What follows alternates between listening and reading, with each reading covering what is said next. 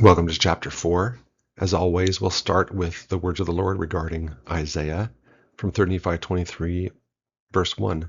Yea, a commandment I give unto you, that ye search these things diligently, for great are the words of Isaiah.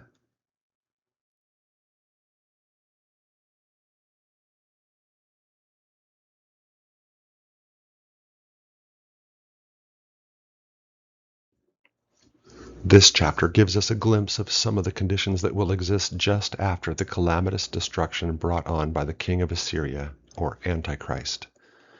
Refreshingly, and after 3 chapters of condemnation, chaos, and destruction for the wicked, this chapter focuses on some of the conditions after the day of wrath. We will see that those who survive do so because they are righteous and therefore protected as promised by the Lord.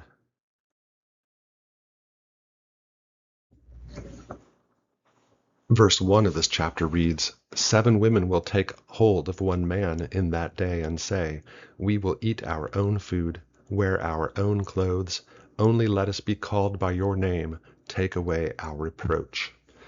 The end of chapter 3 described the felling of men by the sword during the day of judgment. This verse describes the reality after that fiery judgment.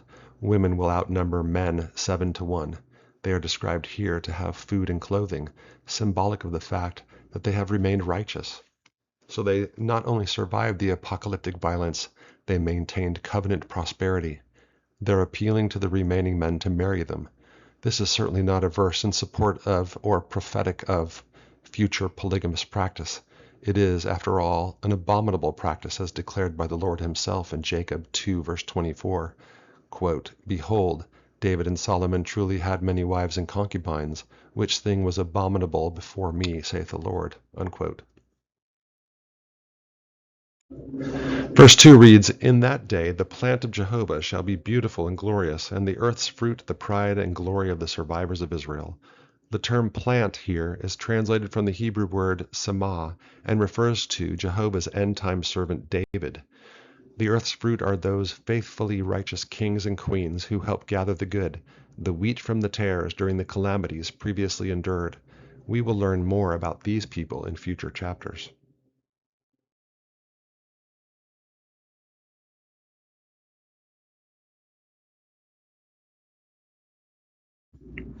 Verse 3 reads, Then shall they who are left in Zion and they who remain in Jerusalem be called holy, all who were inscribed to be among the living at Jerusalem. This passage reiterates that after the judgments have scoured the earth clean, there will be 2 main centers of the survivors, Zion and Jerusalem. It further maintains that those who reside there will do so because they are holy. They remained true to the covenant with Jehovah, unlike the multitudes who did not and will be at that time gone. These remaining people are described as being inscribed by the Lord to be worthy of surviving and ultimately populating Zion and Jerusalem. This is very much like the action of the Lord witnessed by Ezekiel in Ezekiel chapter 9. In this chapter, Ezekiel witnesses the Lord commission an angel holding an inkhorn to mark the foreheads of the righteous who are living in the corrupt society of Jerusalem. Listen to this verse describing the Lord's command to several angels, starting with the one who is holding the container of ink. Ezekiel 9, verses 4-6. And the Lord said unto him, Go through the midst of the city, through the midst of Jerusalem, and set a mark upon the foreheads of the men that sigh and that cry for all the abominations that be done in the midst thereof. And to the others he said in mine hearing, Go ye after him through the city, and smite. Let not your eye spare, neither have ye pity. Slay utterly old and young, both maids and little children and women, but come not near any man upon whom is the mark, and begin at my sanctuary. Then they began at the ancient men which were before the house. So this angel marks the righteous in their foreheads, those who mourn the corrupt state of their religion and society. Then other angels go in and destroy those who don't have the mark. And where do they start their destruction?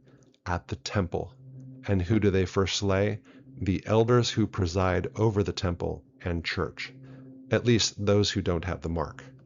This pattern of the righteous being marked or inscribed so that destruction passes them by is mentioned in Isaiah 4 verse 3 again in this Ezekiel chapter just described, and we know that it will happen again in the end times because of the truth I keep referring to uttered by the Lord in 3 Nephi 23.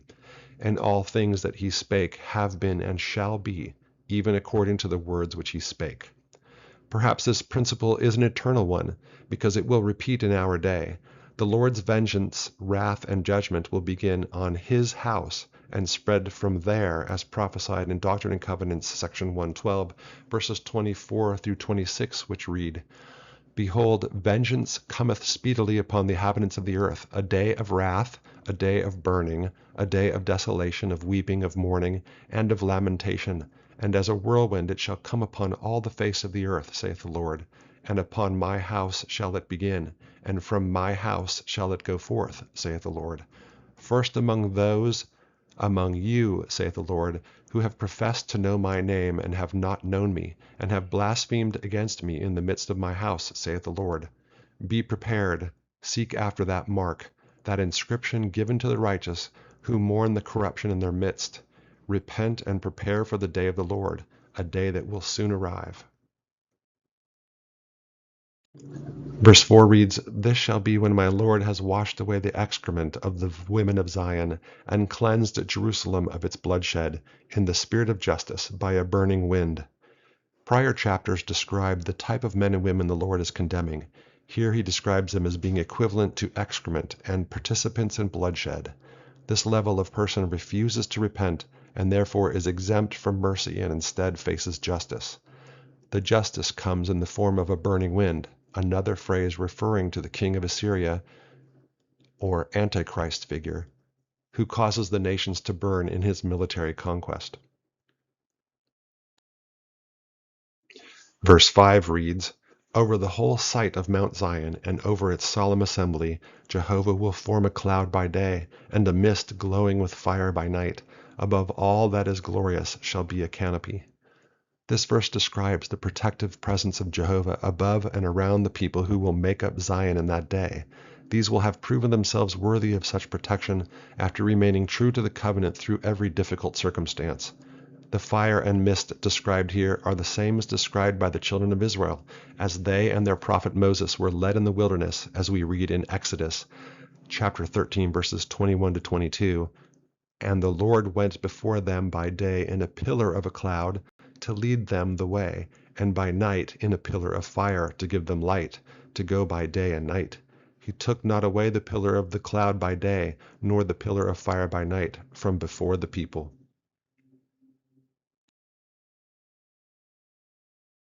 Verse 6, It shall be a shelter and shade from the heat of the day, a secret refuge from the downpour and from rain. The Lord's protective canopy does more than simply shield Zion from the elements.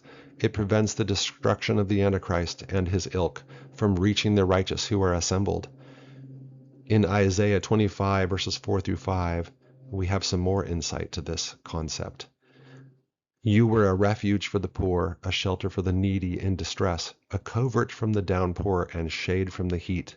When the blast of tyrants beats down like torrents against a wall, or like scorching heat in the desert, you quelled the onslaughts of the heathen. As burning heat by the shade of a cloud, you subdued the power of tyrants.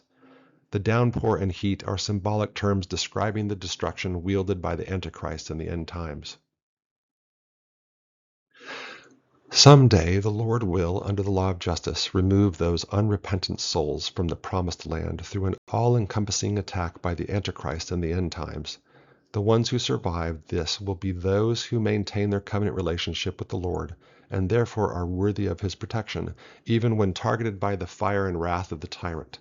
By miraculous means, Zion and its inhabitants will be shielded day and night, just as the children of Israel were then being pursued by Pharaoh as they left Egypt for the promised land. The Lord has testified that this is how things will happen in Doctrine and Covenants, section 103, verses 15 through 18. Behold, I say unto you, the redemption of Zion must needs come by power. Therefore I will raise up unto my people a man, who shall lead them like as Moses led the children of Israel. For ye are the children of Israel, and of the seed of Abraham, and ye must needs be led out of bondage by power, and with a stretched out arm. And as your fathers were led at the first, even so shall the redemption of Zion be.